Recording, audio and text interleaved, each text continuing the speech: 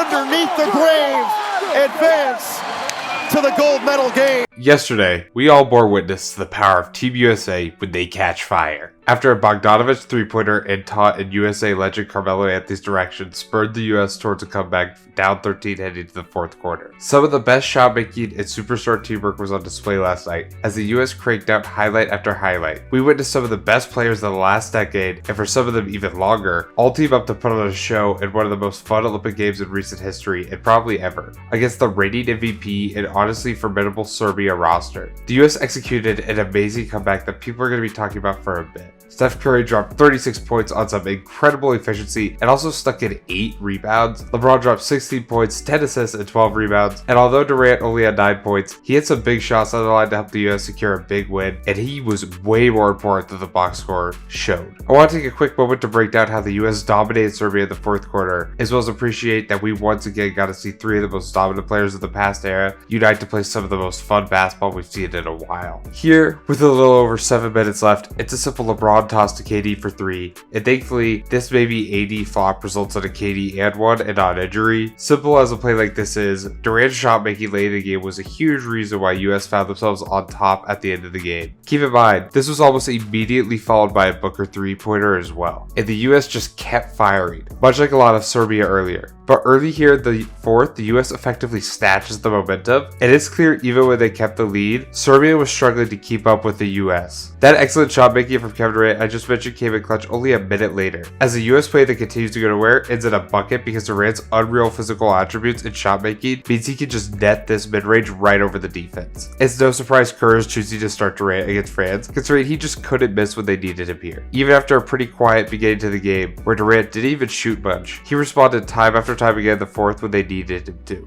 Later, after a big putback by Serbia, Embiid gets the ball and then just easily slips it to this pull-up mid-range to get the US close and in it. Embiid was also great in this game, and definitely has shut up a certain someone who made some comments we all knew were dumb. Only a minute later, after another huge play by Serbia, Embiid drops here with the mismatch, and call him a flopper all you want, but he earns the and one here to once again make sure the US is still in the game. Embiid finished this game with nearly 20 points. His 19 was actually the second most on the team, and his impact could definitely be felt in this game. Like, after making only a 4-point game, he gets the ball in the post versus Jokic, backs him down, and then loses the ball for a second, but just grabs it and quickly steps back into a fadeaway and hits it again. While the love has been mainly for the big 3 I mentioned earlier, and they definitely do deserve it, Embiid's impact is definitely going a bit under the radar here, considering he helped them pull right back into this game. When the US was struggling to get much going, they were able to go to him when they needed to for easy points, and his offensive versatility and skill made it incredibly difficult for Serbia to stop him, no matter the situation or defender. The old guy showed up just after though, securing a big rebound before Durant launches forward in transition, considers a pull-up, but then instead slows down and just passes it to LeBron, who just dives to the basket, and the game is tied with just under 4 minutes to go. Fast forward to 2.5 minutes left. The US is down 2 again and looking for a chance to take the lead. So LeBron passes to Booker, who passes back to LeBron, who almost passes that to Embiid, but Embiid instead screens for Steph, who just was lights out this game and nails another three-pointer to put the US ahead. Steph was probably the best player for the US this game, and probably the best player in the game overall. His 36 points were an unreal display and the standout highlight of the game. The US just kept firing back at an insane rate, and Serbia just couldn't match it. They come down after the Steph 3 and try to respond but miss. LeBron secures the rebound and goes coast to coast for a huge layup. Father Time has finally been catching up to LeBron recently, but he still hasn't taken everything away, and this game showed just how great LeBron can be when needed. At this point, the momentum was just fully on the US side, and Serbia seemed flustered, driving into traffic before chucking it out where Curry steals it and proceeds to also go coast to coast for a layup, and the US went from down 11 just 6 minutes ago to now up 5 with a bit under 2 minutes to go in the game. Remember when I mentioned Durant's 9 points were deceptive considering his impact at the end? Here it's an ISO that ends in a tough fadeaway, but you know who we were talking about here, and Durant extends the lead to 4 with basically no time left, and this shot effectively sealed the game, as even though Serbia scored a response, they had to foul and the US ended up winning the game 95-91.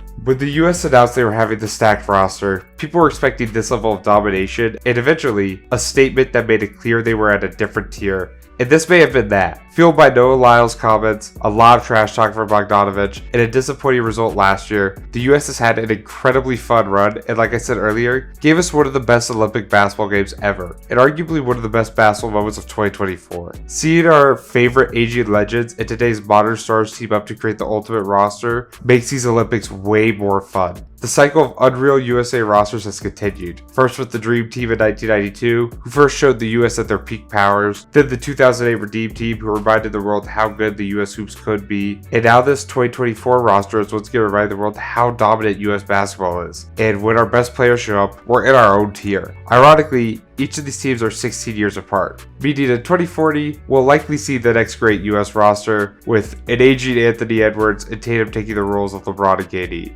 Or who knows? I think this was the most fun basketball I've watched this year, and it feels like the scriptwriters have found the best way to transition to the end of the Curry, LeBron, and KD era, giving us one final huge show together before the next generation fully takes over. If you enjoyed this video, consider leaving a like and subscribing, and let me know if you agree or disagree with anything I said down below. And as always, thank you for watching, and I'll see you guys in the next one.